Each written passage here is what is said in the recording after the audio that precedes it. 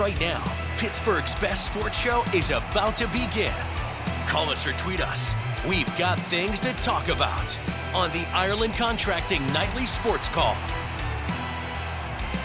Good evening, everyone. Welcome inside the Fan Cave. Bob Pompeani here with you at 412-575-2600. That's the number of the hotline here on the Ireland Contracting Nightly Sports Call. You can hit us up on Twitter. Also, you can hit me up at KDPomp and at Chris Mueller PGH. Chris is up at 93.7 The Fan. Very busy day with a lot of stuff going on. We'll start with the Pirates because it's not often that a team takes 2 out of 3 or even sweeps the LA Dodgers, but the Pirates have sort of figured them out in the last several years. And so yesterday it was 1-0 and a tremendous performance by Jared Jones. And tonight, Paul Skeens brought some heat, especially that first inning. But then, things got a little sloppy, and then all of a sudden, it seems like most times the bullpen comes in, there's always going to be some, one of those moments where you got to hold your breath. And I thought last night was one when Chapman thought he gave up a home run, and tonight it looked like Ohtani may have hit one that brought him to within 1 run. But great baseball, and goes to show you if you get some good starting pitching, things can happen with this team. I would say, Bob, the difference between some of these Pirates victories we've seen over the Dodgers like last year when I think they went 5-1 versus these two is they always felt fluky when they would beat the Dodgers or have the Dodgers number that's a weird quirk of 162 games. A team that's pretty bad beats a team that's really good, but the first 2 games of this series, this is what you're expecting, right? You've got Jones, you've got Skeens. You feel like you can go up against anybody in baseball, including maybe the best offense in the league, and you can silence them in the first game and then actually get some hitting in the second game. The Pirates played this game from ahead. I know it got sloppy. I know it got hairy. I know it exposed problems they still have in middle relief, and Skeens was hardly perfect, but the reason these 2 wins are significant, Bob, is because it feels like in some ways they were supposed to happen because you had your 2 horses out there for each game. Yeah, exactly, and they did what they had to do, and both of those guys I thought were impressive. In that first inning, especially with 3 straight pitches of over 100 miles an hour, to get Ohtani swinging 3 straight times is pretty amazing. Then he came up with a big swing of his own. After that, had a couple of hits in this game. It goes to show you that Dodger lineup keeps coming at you, so you can never have enough runs against them. And tomorrow they'll go for a sweep with the guy who's had their best ERA, and Bailey Falter. We'll see what happens there, but the bullpen is completely spent, so I wonder how many innings they need out of him. I mean, they're probably going to have to hope that you get it's hard to imagine they will against this lineup because it's such a good hitting lineup, but they're going to have to hope they get one of those 7 or 8 inning Bailey Falter specials where he goes out there and the stat line's 7 innings pitched, 5 hits, 2 runs, 3 strikeouts, no walks. Basically every ball gets put in play, but they never get put in play with very hard contact. He could do it, but that is a brutal top of the order. The top 4 or 5 hitters in that lineup, especially the top 3, are just the kind of guys that can wear people out, even a left-handed starter like Falter. So it's going to be a big test for him tomorrow. And they need one from him, but you know what? They don't need it as bad because they got the first 2. Right. They haven't won many series recently, so to beat the Dodgers is a big thing. The other big news today kind of came out of left field, or did it?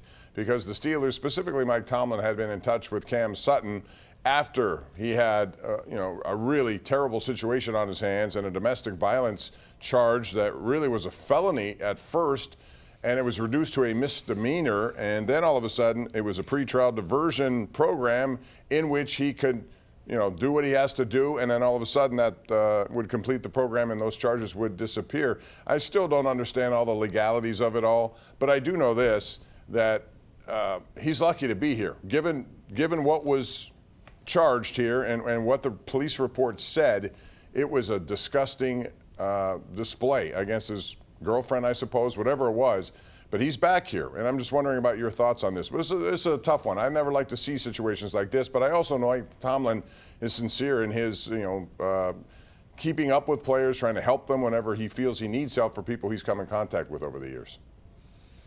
I try to remain consistent on this kind of stuff, Bob. I don't think I bat 1,000 in this department. I don't know if anyone does, but I think it's a terrible move to bring him back.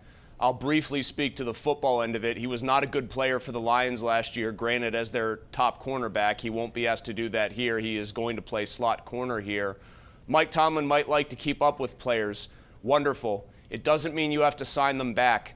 The fact that he went into a pretrial diversion program, I believe based on what I read today, meant that in some affidavits there was some admission of, he physically put hands on the mother of his 3 children who he's been with for 7 years with the intent to cause harm. If you go read some of the stories that are out there that have quotes from the affidavit, it's disgusting. Yeah. Allegations that he choked her till she was briefly unconscious. And then what really bothered me today was when he was asked about the situation that led him to be cut by the Lions, this whole situation, he talked about overcoming adversity.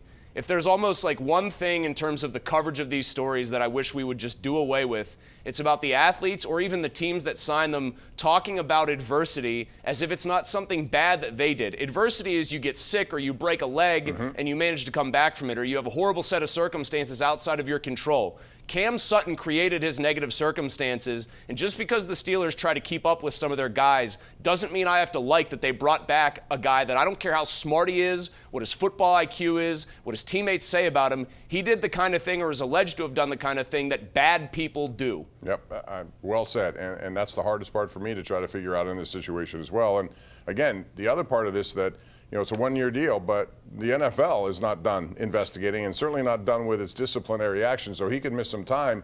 And I've read enough to know that normally these kind of situations result in 6 games, but we're out of time. We're going too far. We'll take a break, come back and open up the lines for you. It's 412-575-2600. Call us right here on the Ireland Contracting Nightly Sports Call. We're live on KDKA+.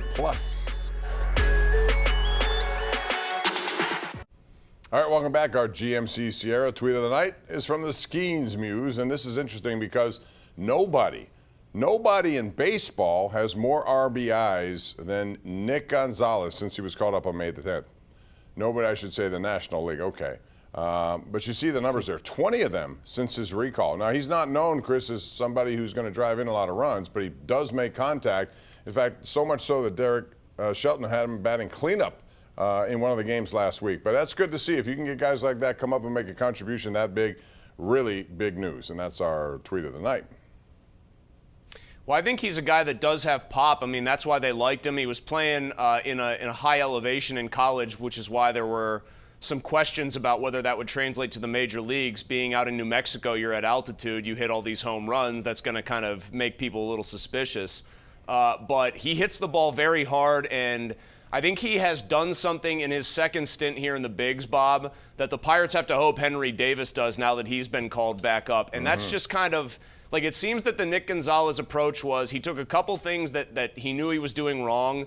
He set about trying to fix them, but mainly he just kind of went up there, and it seems like he's up there every time with a mentality of, I'm going to swing hard, I'm going to do what I know I can do, I'm going to try to mash the ball. And almost like less thought, right? Like if you just, it's golf for me and you. Just turn your brain off and swing the club sometimes, and it works. And I think that's worked for Nick Gonzalez, and they better hope it works for Henry Davis going back to his old college stance. Yeah, him and Sawinski, who's changed his stance a little bit as well. All right, let's go to the lines. They're hopping tonight. We got Dave on the north side, our first caller tonight. Go ahead, Dave. I'm gonna give you a good trivia question. Corey Perry, what is so interesting about Corey Perry and NHL, and did a sport no one else never did? You're talking about Corey Perry, who plays for the Oilers right now? I don't know. You caught us out of left field. We'll try to figure that one out. Thanks, Dave. Let's go to Lee in Greensburg. Lee, go ahead. Hey guys, how you doing tonight? Good. How are you? Good. Hey, the Pirates are in this thing. They're only 3 games under 500. They're only 6.5 games out of first place with 101 games left. Why doesn't this management go out and get a Josh Bell and at least get another good left-handed reliever out of the bullpen? There's still time, and they don't have to do it at the trade deadline either, Chris. They can do it now if they want. Sometimes that's a better move. If you wait until the end, all the way when other teams are looking, then all of a sudden the shopping list gets a little bit more crowded. Middle relief is pretty cheap. I'm talking about guys who maybe give you the 6th or the 7th inning. Late relief can become a little more expensive, but they probably want to see if any of their middle relievers start to hit a groove and start looking good, and then they can feel like they've got 7, 8, 9 wrapped up. But I'm with the caller there. You don't know how often you're going to have the pitching staff lined up like it appears to be lined up this year. You've got to try to make moves. It makes me more angry in retrospect, Bob, that they did not do enough to address this lineup, that they went bargain basement and went and got Chapman and Tellez instead of trying to get a Rhys Hoskins. But There's still time, and they absolutely should be trying to augment this lineup and not trying to just hope that the guys that they already have internally play well. Unfortunately, Ben Cherington's already tipped his hand that that's exactly what they are going to hope for. Let's cross our fingers and hope Gonzalez keeps hitting. Yeah. Let's cross our fingers and hope Henry Davis starts to rake. That's not what you should do. You have a real chance here. Make something of it. Yeah, his quote was, "Our answers are internal." Well, some may be, but you're going to have to go outside and externally bring in somebody too at some point, especially if you're still in this thing as you head into July. Let's go out to Sam in Penn Hills. Hello, Sam. How are you? Yeah, good. Thank you for taking my call. Mm-hmm. Yeah, I want to complain about Shelton again. The lousy manager. What can I tell you? What are you talking about tonight? Well, why do you pitch Bednar? Who are you going to pitch tomorrow night? Well, you can't worry about tomorrow night. The last thing you want to do is blow that game tonight after having a 7-0 lead. You worry about tomorrow. No, you got one. Nah, you got one of the best relief pitchers pitching one guy. Why didn't he just finish it out?